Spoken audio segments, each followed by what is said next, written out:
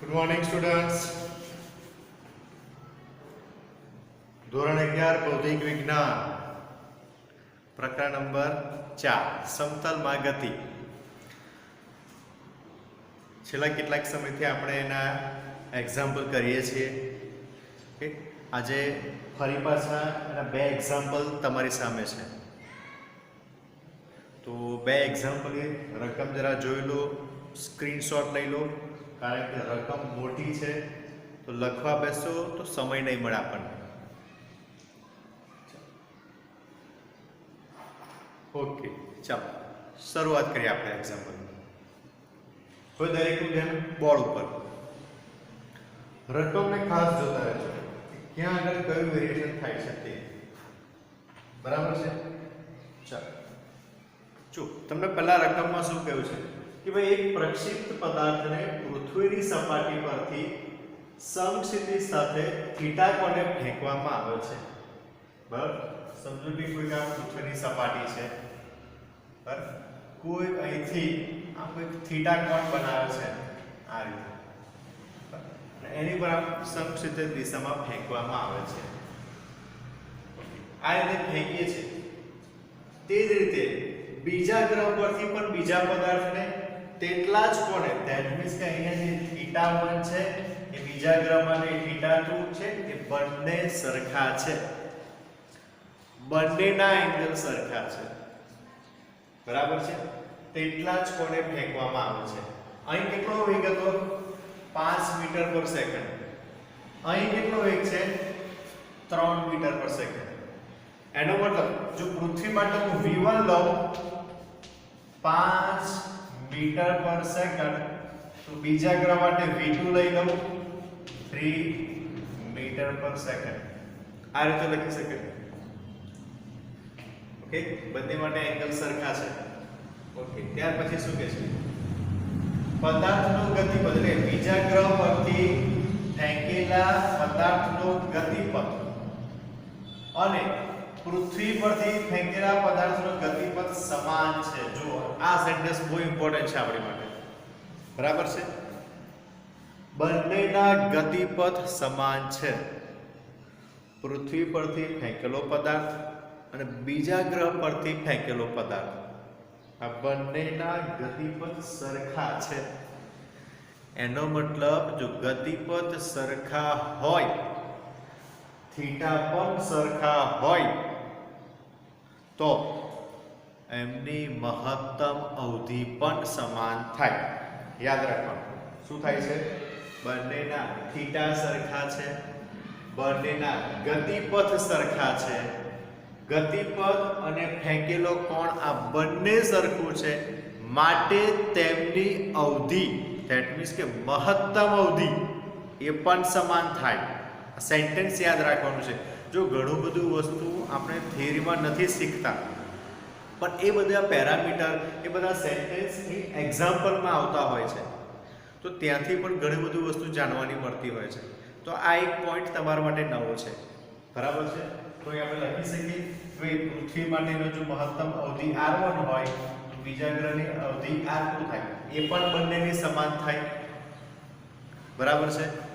એની અવધિ પણ સમાન થશે. ચાલો હજુ આગળ વધીએ. રકમમાં શું કહે છે તે?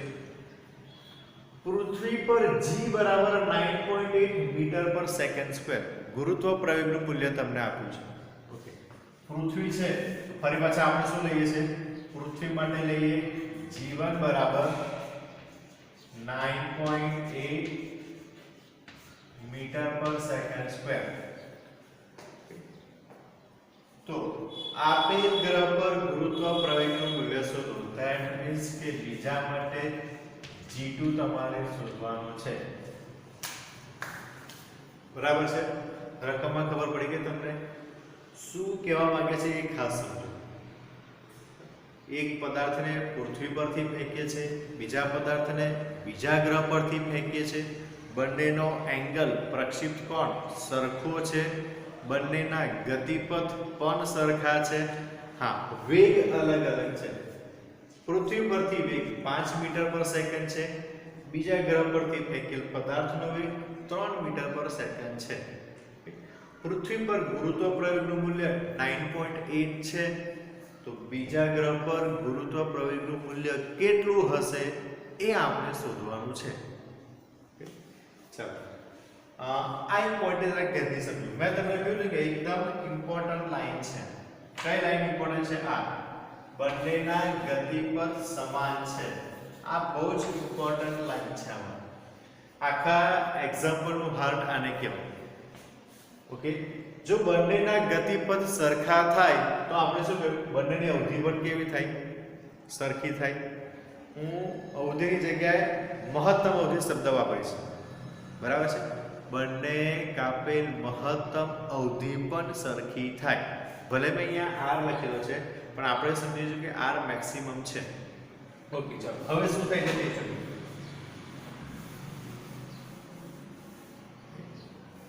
એક્ઝામ્પલ નંબર આપણો પહેલો ચાલે છે. ઓકે, હવે આ સેન્ટેન્સ પરથી જો મહત્તમ અવધિ સમાન થતી હોય તો લખું r1 બરાબર r2. આ રીતે લખી શકીએ આપણે. ચલો હવે પૃથ્વી પરની મહત્તમ અવધિ અને આપેલ ગ્રહ પરની મહત્તમ અવધિ એ બંને સરખી છે. ચલો આમાં ઇક્વેશન શું થાય?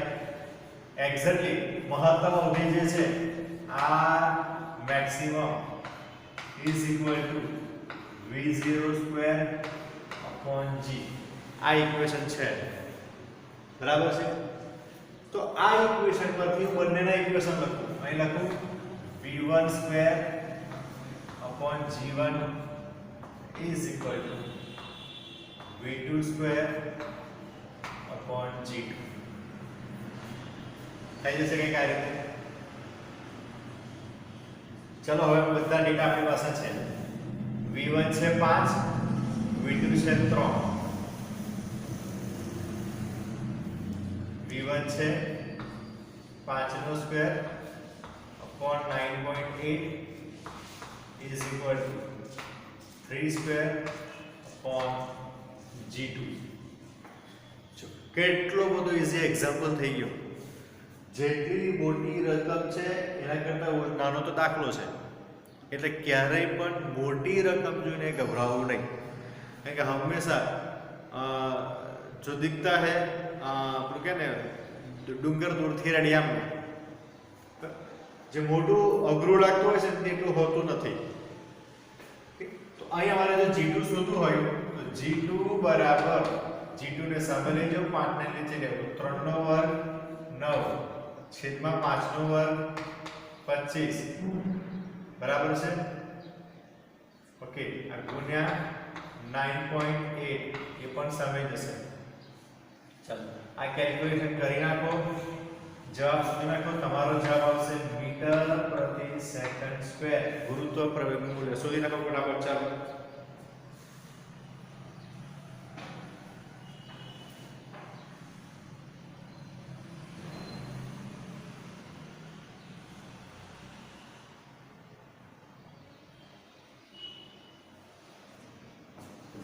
ચાલો થઈ ગયો. કેટલો આન્સર આવે છે? આઈ થિંક 3.5 મીટર પર સેકન્ડ સ્ક્વેર. તો બીજા ગ્રહ પર ગુરુત્વ પ્રવેગનું મૂલ્ય કેટલું થઈ ગયું? 3.5 મીટર પર સેકન્ડ સ્ક્વેર. ક્લિયર છે? કેટલો ઇઝી એક્ઝામ્પલ હતો. થઈ ગયો. સ્ક્રીનશોટ લઈ લો તમે જોયો તો.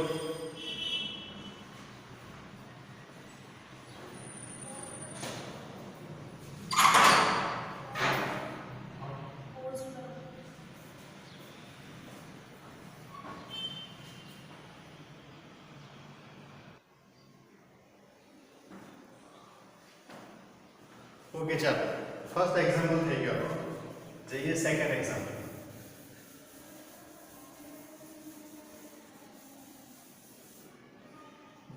હવે સેકન્ડ એક્ઝામ્પલમાં જો શું કહેવા માંગે છે તે સમસ્થિતિ સાથે 45 નો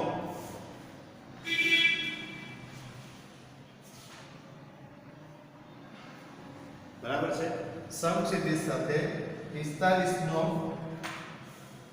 ખૂણો બનાવતી દિશામાં ફિગર બનાવીએ આપણે. સમક્ષિતિજ દિશા આ ખૂણો બનાવે છે થીટા બરાબર 45 ડિગ્રી 45 ડિગ્રીનો ખૂણો બનાવતી દિશામાં e જેટલી ગતિ ઊર્જા સાથે જો ગતિ ઊર્જા આપી છે e સમજો કે ગતિ ઊર્જા e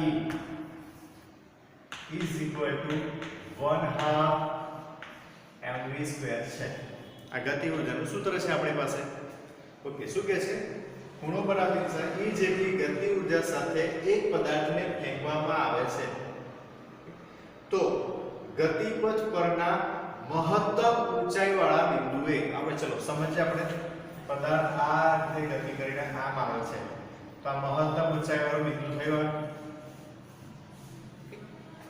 મહત્તમ ઊંચાઈવાળા બિંદુએ તેની ગતિ ઊર્જા કેટલી હશે ધેટ મીન્સ કે આ પોઈન્ટ ઉપર આપણે ગતિ ઊર્જા શોધવાની છે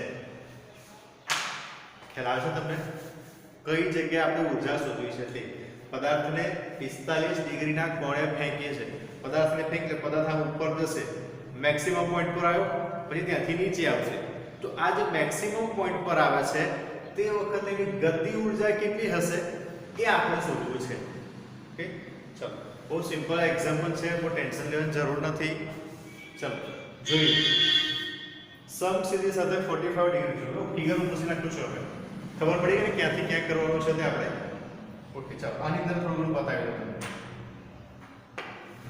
ઓકે આ જગ્યા પર ગતિ ઊર્જા કેટલી હશે સિમ્પલ ખાલી એનું ઇક્વેશન લખીએ ગતિ ઊર્જાનું ઇક્વેશન શું છે 1/2 mv². હવે આ જગ્યા પર એક y દિશામાં ઊર્જા એક x દિશામાં ઊર્જા યાદ કરો આપણે એક એક્ઝામ્પલ કર્યો મહત્તમ ઊંચાઈએ એનો વેગ અડધો થાય છે તો y દિશાનો વેગ તો 0 લીધો તો x દિશાનો વેગ લીધો હતો યાદ કરો એક્ઝામ્પલ ઓકે સેમ રીતે જો ગતિ ઊર્જા આ જગ્યાએ શોધવી હોય તો આ જગ્યા પર એનો વેગ અહીં હશે vy આ દિશામાં વેગ હશે vx બરાબર છે બે વેગ મળે તો આપણું ઇક્વેશન શું થાય ગતિ ઊર્જાનું ઇક્વેશન E બરાબર 1/2 m v ની જગ્યાએ vx vy નો સ્ક્વેર આ રીતે આપણને ઇક્વેશન મળે બરાબર છે અથવા એને મારે લખવું હોય તો આ રીતે પણ લખી શકું v સ્ક્વેર છે ને તો vx² vy². જો ફરી કહું છું આ જગ્યા પર આપણે વેગ એક y દિશા તરફ પદાર્થ જતો હોય ત્યાં તો x દિશા તરફ હોય બે વેગ મળે કારણ કે આપણે જો ત્યાં ત્રાસો સદિશ છે ત્રાસો સદિશ છે મહત્તમ ઊંચાઈને બે વેગ મળે એક y દિશાનો એક x દિશાનો પણ આપણને ખબર છે કે જો મહત્તમ ઊંચાઈએ પદાર્થ જાય તો એનો વેગ કેટલો થાય 0 મહત્તમ ઊંચાઈએ vy બરાબર 0 થાય આ યાદ રાખવાનું છે તમારે બધાએ તો અહીંયા ઇક્વેશન થશે is equal to 1/2 m vx નો સ્ક્વેર આ રીતે ઇક્વેશન થઈ જશે 1/2 m vx નો સ્ક્વેર કારણ vy બરાબર 0 ઓકે y દિશાનો વેગ 0 હોય છે ઓકે ચાલો હવે m vx ઓકે હવે આ દિશાનો વેગ કેટલો હશે vx એ આપણે શીખી ગયા જો અહીંયા આપણે સરળ કે અહીંયા v0 હોય તો v0 sin θ 0 v0 cos θ 0 એમ બે ઘટક મળે આનો ઘટક શું થાય x દિશાનો ઘટક v0 cos θ 0 આ ઘટક મળતો તો બરાબર છે ઓકે તો વેલ્યુ એ મૂકી દઈએ is equal to 1/2 m v0 cos θ 0 no square થઈ જશે આપણું ઇક્વેશન આ રીતે ઓકે હવે બધું ઉપરનું પૂછી નાખો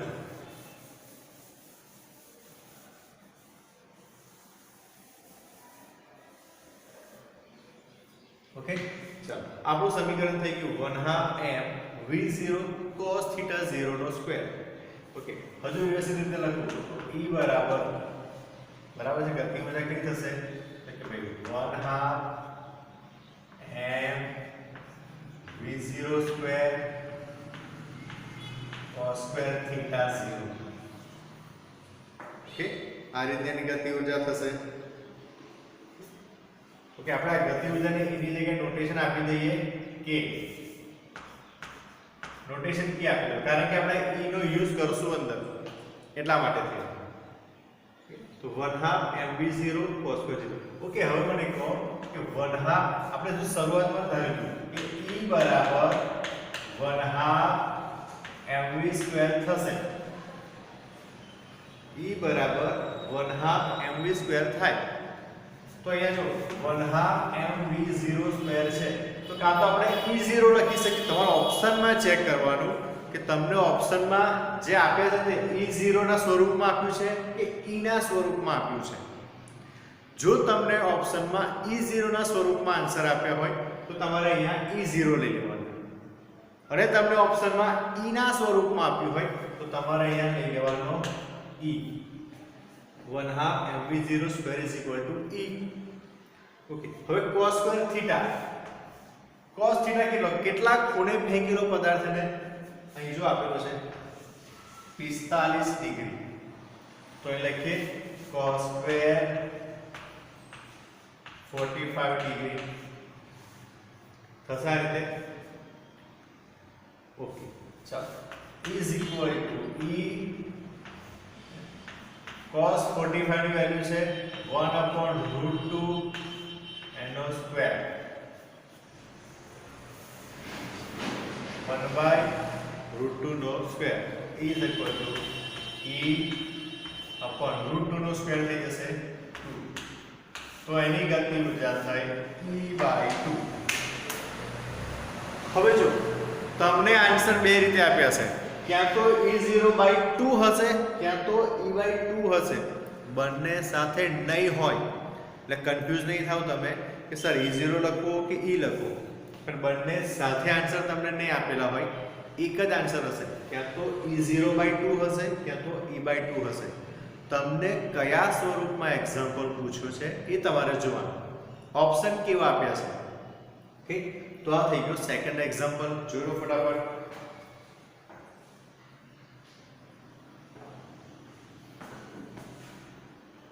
ઓકે,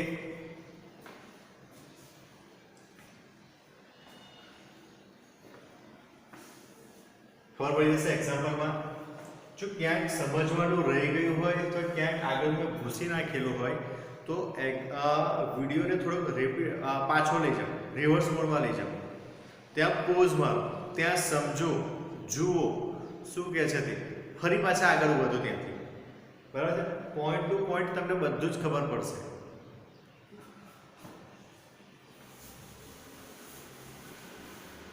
ફરી પાછું એકવાર કહી દઉં. ગતિ ઉર્જા આપણે લીધી હતી e બરાબર 1/2 mv square is equal to 1/2 m vx નો સ્ક્વેર પ્લસ vy નો સ્ક્વેર. આ e માટે લીધું, પણ આ તો 0 થાય એટલે થઈ ગયું 1/2 m vx સ્ક્વેર. બરાબર છે? આને આપણે શું કરશું, k બનાવશું. કેમ? નોટેશન અલગ કરવા માટે છે. નહીં તો અહીંયા e બરાબર e આ સ્વરૂપમાં થઈ જશે. ઓકે, તો ગતિ ઉર્જા આ રીતે લખી શકાશે આપણે. તો vx નું તમને ખબર છે કે vx એટલે શું થાય, v0 cos theta 0 નો સ્ક્વેર. હવે અહીંથી તમને બધું ખબર જ છે. આ થઈ ગયો આપણો એક્ઝામ્પલ નંબર 2. આ બંને એક્ઝામ્પલ આપણે કર્યા. જો બંને એક્ઝામ્પલ ઈઝી છે, રકમ ભલે બંનેની મોટી મોટી છે, પણ દાખલો સમજવામાં અને લખવામાં ઈઝી છે. બરાબર છે? ઓકે, એક સિમ્પલ એક્ઝામ્પલ તમારી ટેક્સ્ટબુકમાં પ્રક્ષિપ્ત ગતિનો ટોપિક પૂરો થાય એટલે એક ઉદાહરણ આપ્યું છે. એક દડાને આટલી ઊંચાઈએ ફેંકવામાં આવે છે, દડાને મહત્તમ ઊંચાઈ સુધી પહોંચવા માટે કેટલો સમય લાગે છે, એક બિંદુથી બીજા બિંદુએ આવતા કેટલો સમય લાગે છે, પર કેટલું અંતર કાપ્યું હશે. તો બહુ જ સિમ્પલ એક્ઝામ્પલ છે, એ જરા હોમવર્ક કરી લેજો એક્ઝામ્પલને. ઓકે, તો મસ્ત એક્ઝામ્પલ છે. ના ઇક્વેશન તમને યાદ હશે તો ઇઝીલી એક્ઝામ્પલ થઈ જશે. ઓકે, ઓકે, તો જો અત્યાર સુધી જેટલા પણ એક્ઝામ્પલ જોયા એ બધા તમારા નીટ, પીએમટી, એઆઈપીએમટી, એમ્સ આ બધામાં પૂછાઈ ગયેલા એક્ઝામ્પલ છે. હજુ સુધી મેં એક પણ એક્ઝામ્પલ એવો નથી કરાયો કે જે તમારી ટેક્સ્ટબુકમાં હશે. જેટલા પણ એક્ઝામ્પલ કર્યા છે એ બધા જેઈના, નીટના એના જ એક્ઝામ્પલ કર્યા છે. તો ટેક્સ્ટબુકના એક્ઝામ્પલ તમારે હોમવર્ક કરી લેવાના, જોઈ લેવાનું, શીખવાનું. હવે તમે જુઓ કે આ બધા એક્ઝામ્પલમાં જો આપણને ખબર પડતી હોય તો ટેક્સ્ટબુકના એક્ઝામ્પલ તો આવડી જાય, ત્યાં અઘરું નહીં પડે આપણને. તો નીટ, જેઈ, એઆઈપીએમટી, એમ્સ આ બધાના એક્ઝામ્પલ આપણે કરી નાખ્યા. તો જેટલા પણ એક્ઝામ્પલ આને રિલેટેડ હતા, પ્રક્ષિપ્ત ગતિને રિલેટેડ, એ બધા એક્ઝામ્પલ આપણે કરી નાખ્યા. હવે જે એક્ઝામ્પલ આપણે કરવા જઈશું નવા લેક્ચરમાં જ્યારે મળીશું ત્યારે આપણે વર્તુળમય ગતિના એક્ઝામ્પલ કરવાના છે. તો જ્યારે નવા લેક્ચરમાં મળે ત્યારે વર્તુળમય ગતિના જે કંઈ પણ મેં તમને સૂત્રો સમજાવ્યા છે એ બધા સૂત્રો તમારે કન્ફર્મ કરવાના, એકવાર જોઈ લેવાના, એકવાર વાંચી લેવાના, એકવાર સમજી લેવાના. કેન્દ્રગામી બળ, કેન્દ્રગામી પ્રવેગ, કોણીય ઝડપ, કોણીય વેગ, આ બધા જ ઇક્વેશન્સ તમને મળે હોવા જોઈએ. જો એ મળે હશે તો આગળના જેટલા પણ એક્ઝામ્પલ છે એ બધા એક્ઝામ્પલ આપણે ઇઝીલી કરી શકશું. એક વખત એ નિયમિત વર્તુળમય ગતિનો ટોપિક પૂરો કરશું. એ ટોપિક પૂરો થાય ત્યાર પછી આપણે સદિશ અદિશ પર ફરી પાછા જઈશું. જે એક્ઝામ્પલ કર્યા છે એના છોડીને જે બાકી રહી ગયા છે એને પણ પૂરા કરવાના છે આપણે. બહુ ઝડપથી આપણે ચેપ્ટરમાં પૂરું કરશું. થોડું થોડું કરીને તમને હોમવર્ક હું આપતો રહું છું. આજે જ મેં તમને એક હોમવર્કનું સોલ્યુશન મોકલી આપ્યું છે. 21 તારીખે જે તમને હોમવર્ક મોકલ્યું હતું એનું સોલ્યુશન મેં આજે મોકલી આપ્યું છે. તો તમે લોકોએ જે કંઈ પણ એની તૈયારી કરી હોય, જે એક્ઝામ્પલ ગણ્યા હોય, તો એની સાથે વેરીફાઈ કરી જોજો કે સાચા છે કે ખોટા છે. ભૂલ છે તો ક્યાં પણ ભૂલ થાય છે, જ્યાં ભૂલ થતી હોય તેને સુધારો. બરાબર છે? ભૂલ કરવી એ ગુનો નથી, પણ ભૂલ કર્યા પછી, જોયા પછી એ જો સુધરે નહીં તો એ ગુનો છે. તો સોલ્યુશનમાં જો ભૂલ શોધો અને ફરી પાછા એક્ઝામ્પલ એકવાર લખીને પ્રેક્ટિસ કરો. બરાબર છે? તો આજના દિવસમાં એ સોલ્યુશન જોતા રહેજો. આ એક્ઝામ્પલ 2 જ આપ્યા છે, 2 જ કર્યા છે આપણે. નવા લેક્ચરમાં મળશું આપણે નિયમિત વર્તુળમય ગતિ સાથે. બીજા એક્ઝામ્પલ તમને આના જ થોડા ઘણા એક્ઝામ્પલ હોમવર્ક માટે આજે ફરી પાછા મોકલું છું, તો એ જરાક સોલ્વ કરતા રહેજો. તો મળીએ આપણે નવા લેક્ચરમાં નિયમિત વર્તુળમય ગતિ સાથે. ત્યાં સુધી આપણે બધા ઘરે પ્રેક્ટિસ કરશું. કાળજી રાખશું. નમસ્કાર બેટા.